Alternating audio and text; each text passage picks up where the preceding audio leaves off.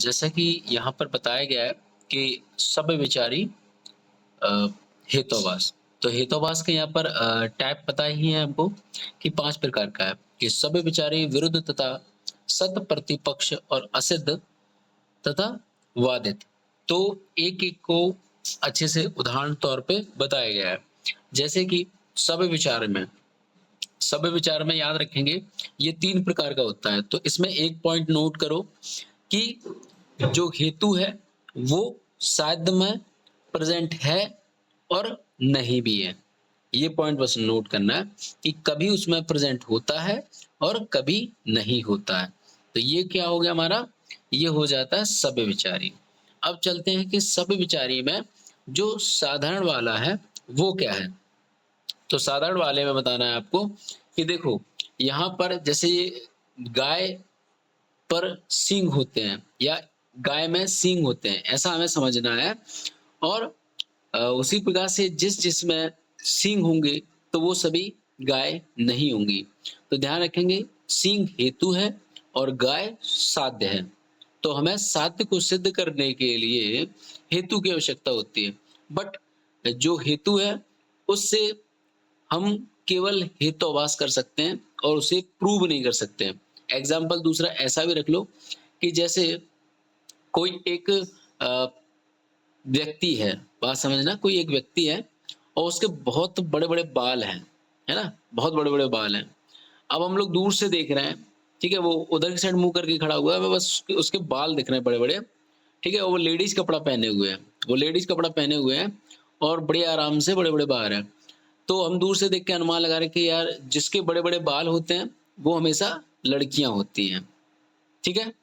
जिसके बड़े-बड़े बाल होते हैं, वो लड़कियाँ होती हैं। तो ध्यान रखना कि जो बड़े-बड़े बाल हैं, लंबे बाल हैं, वो हो गया आपका हेतु और जिसमें है, वो हो गया आपका साध्य, ठीक है? तो साध्य के साथ कभी प्रेज़ेंट होगा, कभी नहीं होगा प्रेज़ेंट।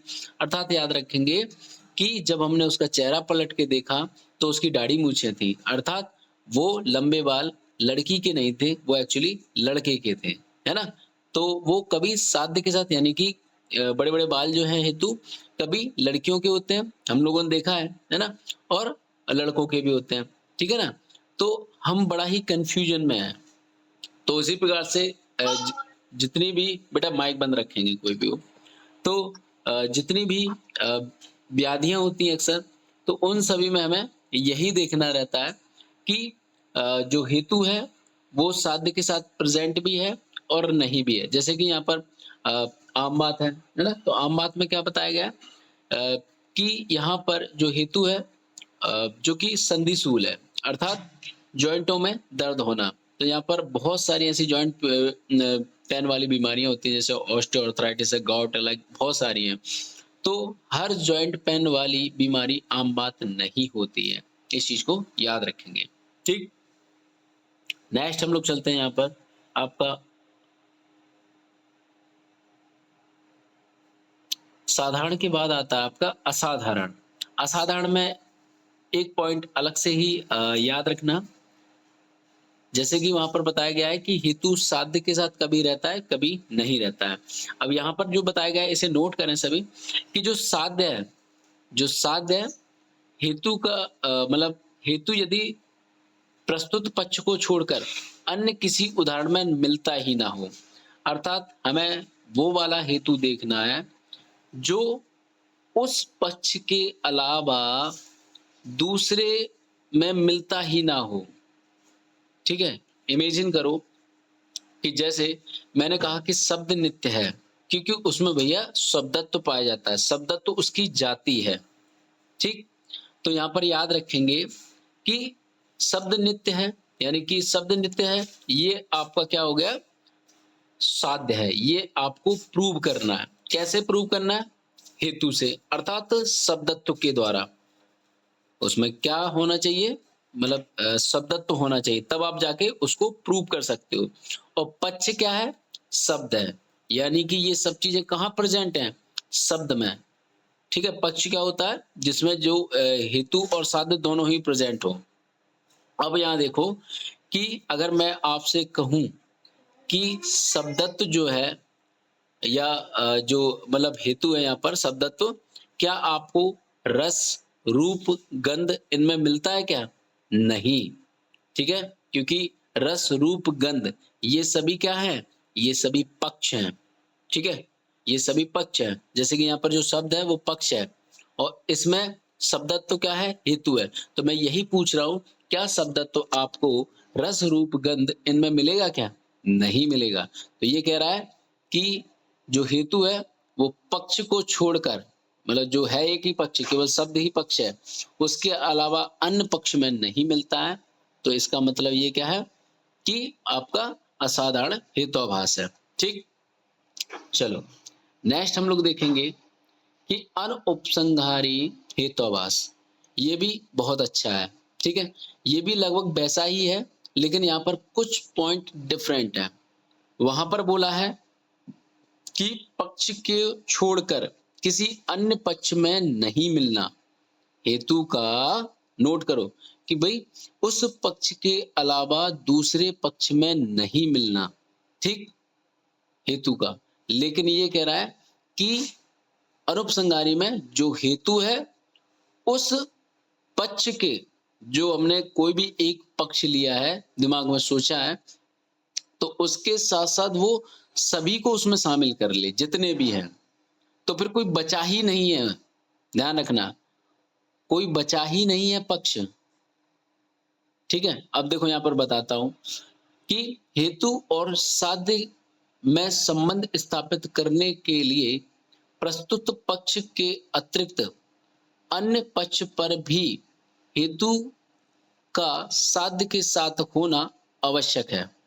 अर्थात ये कह रहा है कि जो हेतु और साध्य की जो प्रेजेंसी जिस पक्ष पर आप बता रहे थे, ठीक है, तो वो कह रहा है कि आप पूरा संसार छान लीजिए, ठीक है, तो कोई एक ऐसी चीज है जो जो उस पक्ष के अलावा जितनी भी चीजें रह जाती हैं उन सभी पक्ष में मिल जाएगी। ठीक है, अर्थात देखो यहां पर बताया गया है कि संसार में सब कुछ अच्छा है, संसार में सब कुछ अच्छा है क्योंकि सब ईश्वर की रचना है। अर्थात याद रखेंगे कि जो उदाहरण में साध्य क्या है कि अच्छा साबित करना, क्या है? अच्छा साबित करना, सब कुछ अच्छा है। और हेतु क्या है? ईश्वर की रचना। अब ईश्वर की रचना ये हेतु है हमारा। सब कुछ अच्छा क्या है? साध्य है। तो साध्य में कुछ बचा ही नहीं है साध्य को प्रूव करने के लिए। और पक्ष क्या है? सब कुछ। ठीक है, तो जो पक्ष है आपका सब कुछ, इसको याद रखेंगे। सब कुछ है तो यहाँ पर अन्य आपको कुछ और मिलेगा ही नहीं, सब कुछ में सब शामिल हो गया। ठीक है, सब कुछ में सब शामिल हो गया।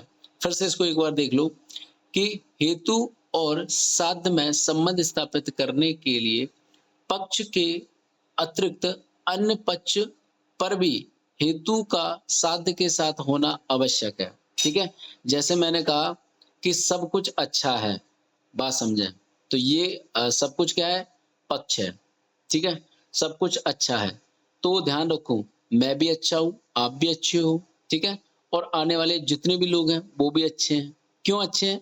क्योंकि ये सब ईश्वर की बनी हुई रचना है। तो मुझ में भी वो मिल रहा है, आप में भी वही मिल रहा है, और जो बगल वाला है उसमें भी वही मिल रहा है। ठीक है, तो कोई अलग से बचा ही नहीं है, सोचो जरा। ठीक है, तो यहाँ पर इस तरीके से इसको सिंपल भाषा में समझा सकते हो आप। ठीक है, नेक्स्ट चलते हैं। विरुद्ध, विरुद्ध हेतुआभास, दूसरा टाइप है विरुद्ध हेतुआभास।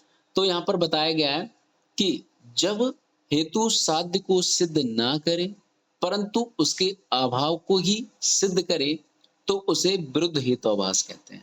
अर्थात कह रहा है कि हेतु साध्य को सिद्ध नहीं कर रहा है। बात समझना, जो भी आप हेतु मान रहे हैं वो साध्य को प्रूव कर ही नहीं रहा है, केवल आभास करा रहा है। ठीक है, परंतु उसके आभास को ही सिद्ध कर रहा है। तो बस इतनी सी याद रखेंगे यहाँ पर लाइन विरुद्ध में कि हेतु साध्य को सिद्ध नहीं कर रहा है। कुछ भी कर लो आप यहाँ पर कि हेतु साध्य को सिद्ध ही नहीं कर रहा है।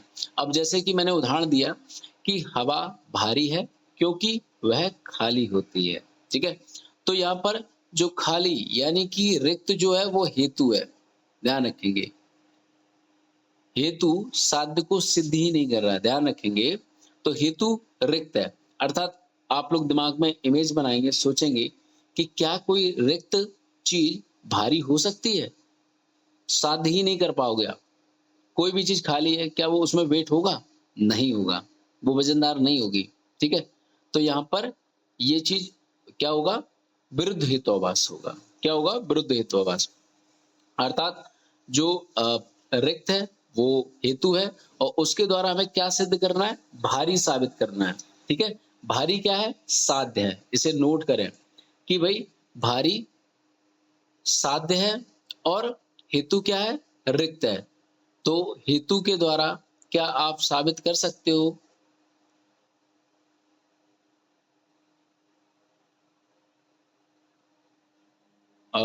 विशाल बेटा कुछ कह रहे हो क्या?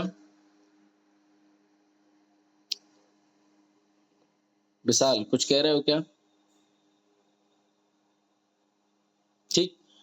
तो बस इतना सा याद रखना है कि कोई भी चीज रिक्त है तो वो भारी नहीं हो सकती है। भारी जो शब्द है वो साध्य है, आपको उसे प्रूव करना है। किसके द्वारा? खाली के द्वारा, है ना, यानी रिक्त के द्वारा, क्योंकि रिक्त हेतु है। तो ऐसा हो ही नहीं सकता है, ऐसा यहाँ पर बताया गया है। तो आप प्रूव ही नहीं कर सकते उस चीज को, ठीक है। तो नेक्स्ट देखेंगे इसी प्रकार से कि जो शाखा आश्रित कामला है ना, शाखा आश्रित कामला आपके पास है। कह रहा है कि क्योंकि इसका मल पीत है, तो याद रखेंगे कि शाखा आश्रित कामला साध्य है और मल का पीला होना हेतु है। मल का पीला होना हेतु है, तो ऐसा हो ही नहीं सकता। ध्यान रखेंगे, क्योंकि जो मल का पीला होना क्या है? कोष्ठ आश्रित कामला का लक्षण है, ठीक है। मल का पीला होना कोष्ठ आश्रित कामला का लक्षण है, ना कि आपके शाखा आश्रित कामला का लक्षण है, ठीक है। तो यहाँ पर आभास कराया जा रहा है बस। तो ये नोट पॉइंट कर लीजिए कि जो मल का पीला होना है वो कोष्ठ आश्रित कामला का हेतु है, जबकि शाखा आश्रित कामला का हेतु है ही नहीं है, ठीक। चलो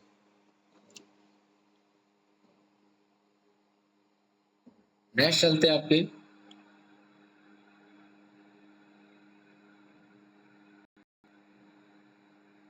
सत्य प्रतिपक्ष में आप सभी लोग याद रखेंगे कि यहाँ पर जो बताया गया है कि जब हेतु के साध्य का अभाव सिद्ध करने वाला दूसरा हेतु भी उपस्थित हो तो उस प्रथम हेतु को सत प्रतिपक्ष हेतुवास कहा जाता है। अब देखो इसमें बहुत सिंपल सी भाषा है ना, बार बार पढ़ेंगे तो अपने आप समझ में आ जाएगा कि जब हेतु के साध्य का अभाव सिद्ध करने वाला दूसरे हेतु वहां पर प्रेजेंट हो तो उस पहले वाले हेतु को हम सत प्रतिपक्ष हेतुवास कहते हैं। अब सिंपल तौर पे बस आपको केवल और केवल ये वाला एग्जांपल याद करना है, ऊपर वाला मत याद करना, क्योंकि वो थोड़ा दिमाग से निकल जाएगा। जैसे कि मैं आपको बताता हूँ कि पर्वत पर धुआं लगा है, बात समझना। सत प्रतिपक्ष में प्रैक्टिकली वैसे देखा जाए तो पर्वत पर धुआं दिख रहा है हमको, ठीक है, क्योंकि वहां पर आसपास आग लगी हुई है। तो धुआं दिखना यानी कि पहला हेतु हो गया। अब मैं क्या कर रहा हूं कि मैं वहां बारिश करा देता हूं, ठीक है। तो दूसरा जो बारिश हो रही है, ठीक है, वो क्या है? दूसरा हेतु हो गया। बारिश पानी गिर रहा है, ठीक है, तो वो दूसरा हेतु हो गया। पहला हेतु क्या था? धुआं का निकलना। तो मैंने जैसे ही पानी गिराया, तो सच सच बताना कितने लोग हैं कि मैं पानी गिरा दूं और धुआं फिर भी दिखेगा? ऐसा हो सकता है? नहीं हो सकता, क्योंकि मैंने जब दूसरा प्रेजेंट कर दिया तो पहले वाला गायब हो जाएगा। क्यों गायब हो जाएगा? मैंने पानी गिराया तो वो आग बुझ गई। आग बुझ गई तो धुआं कहां से निकलेगा भाई? नहीं निकलेगा ना।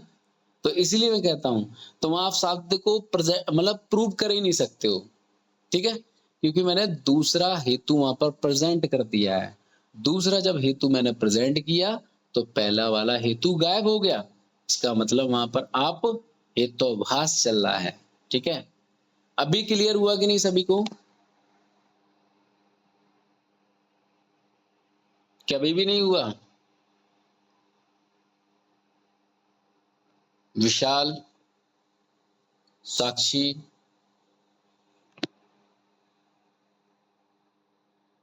मानसी, अभी क्लियर हुआ कि नहीं? आज बहुत सिंपल सिंपल तरीके से समझा रहा हूँ, ठीक है। अब देखो यहाँ पर आपके पास है असिद्ध हेतुआभास। चीजों को समझना, बहुत सिंपल वे में समझा रहा हूँ। असिद्ध हेतुआभास में क्या है कि साध्य को सिद्ध करने के लिए ऐसे हेतु का उपयोग करना जो स्वयं सिद्ध ही ना हो, यानी कि असिद्ध है वो। आपको साध्य को प्रूव करना है, आपको साध्य को प्रूव करना है और आपको हेतु की सहायता से साध्य को प्रूव करना है। तो ये कह रहा है कि जो स्वयं सिद्ध ही ना हो, अर्थात मतलब वहां पर जो मतलब चाहे पक्ष हो चाहे हेतु हो, वो खुद अपने आप में प्रूव ही नहीं है, तो उसे हम क्या कहेंगे? असिद्ध हेतुआभास कहते हैं। चलो एक आध उदाहरण के तौर पर बता देता हूं यहाँ पर कि पहले होता है आश्रय असिद्ध। अर्थात जब आश्रय असिद्ध में कहा जा रहा है कि, तो यहाँ मीन समझना है कि कोई भी हेतु और आपका साध्य दोनों ही कहीं ना कहीं प्रेजेंट हैं। जहां प्रेजेंट है बेटा वो होता है आपका आश्रय, यानी उसे हम पक्ष भी कहते हैं। तो जहां प्रेजेंट है तो वो क्या हो गया? आश्रय असिद्ध। अर्थात हमें बताना है कि जो प्रेजेंट वाली चीज है उसे हमें असिद्ध करना है, ठीक है। तो देख यहाँ पर बताया है कि जिस हेतु का आश्रय पक्ष ही असिद्ध है, उसका अस्तित्व ही नहीं है, उसे आश्रय असिद्ध हेतुआभास कहा जाता है, ठीक है। अर्थात वो कह रहा है कि हमें मतलब कि कोई भी हेतु है और उस हेतु की सहायता से हमें जिस हेतु का आश्रय ही असिद्ध है, जिस हेतु का आश्रय ही असिद्ध है, यानी प्रूवेबल नहीं है, सिद्ध नहीं है, असिद्ध है, उसका अस्तित्व ही नहीं है, उसे आश्रय असिद्ध हेतुआभास कहते हैं। एग्जाम्पल तौर पर देखते हैं, यहाँ बताया गया कि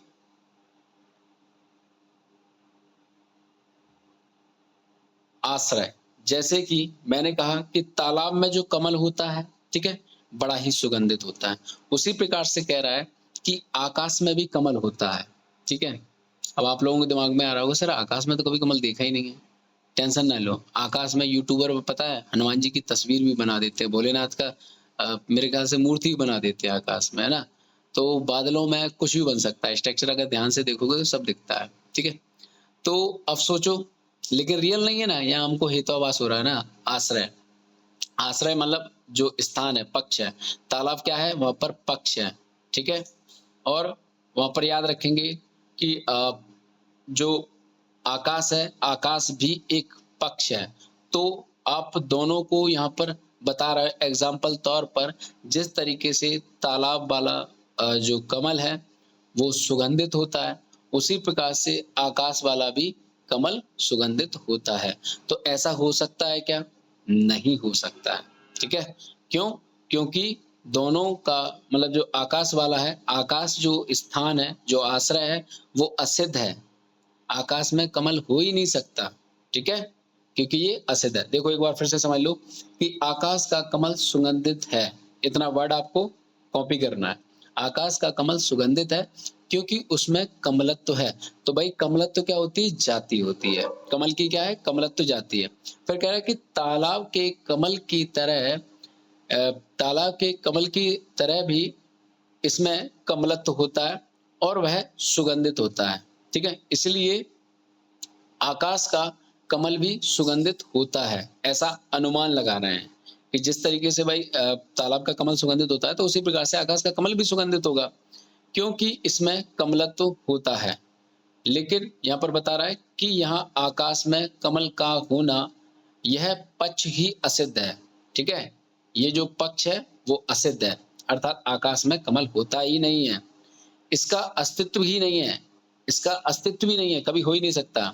अतः यह आश्रय क्या है? असिद्ध होगा।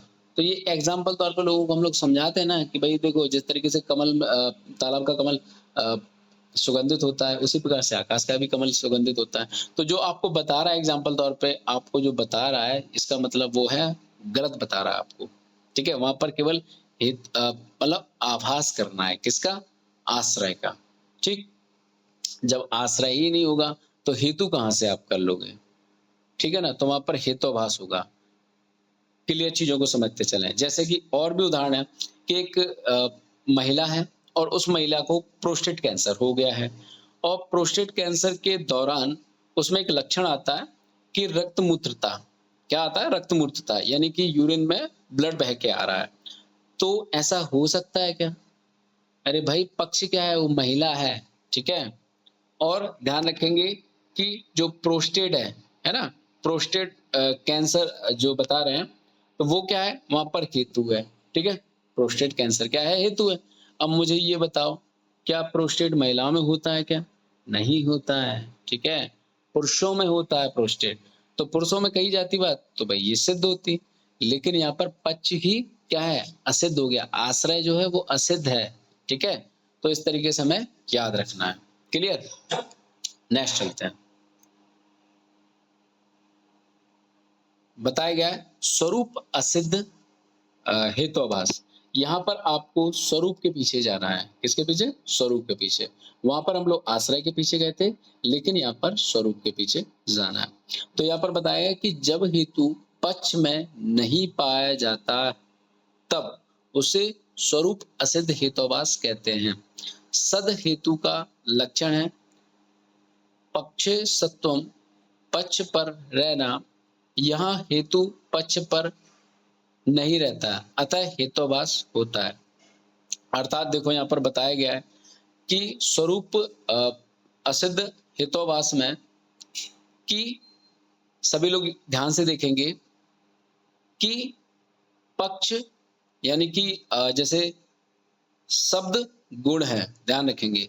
शब्द गुण है, आप सभी को पता है रस रूप गंध ये सभी गुण होते हैं, क्योंकि वह आंख से दिखाई देता है।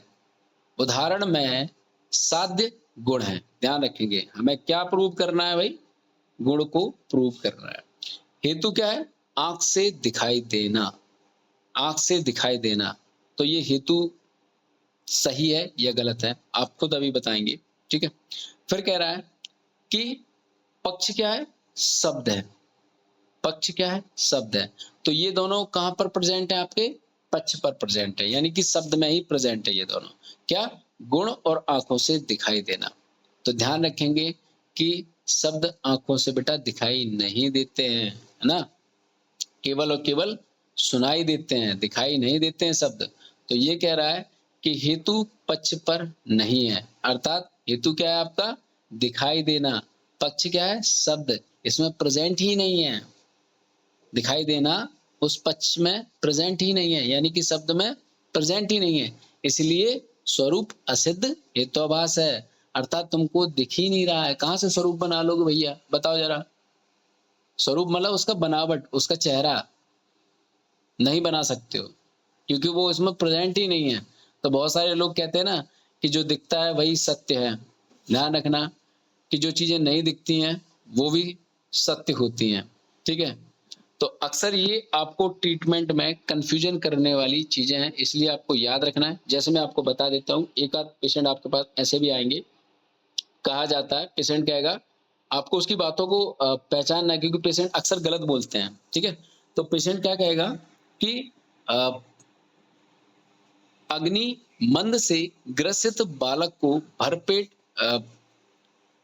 खाता देख यह कहना कि उसे भूख लगी होगी।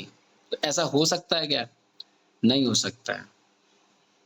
कइयों बार पेशेंट के द्वारा डॉक्टर के द्वारा प्रिस्क्रिप्शन लिख दिया जाता है कि भाई इसकी अग्नि अच्छी है ना? अग्नि अच्छी नहीं सॉरी इसकी अग्नि मंद है और इस बालक को मतलब बहुत भूख लगती रहती है, भरपेट खाना खाता है। तो ऐसा नहीं हो सकता, क्योंकि जिसकी अग्नि मंद होती है वो भाई खाना ही नहीं खा सकता है, ठीक है? भरपेट तो छोड़ो, वो खाना ही नहीं खाएगा, ठीक है?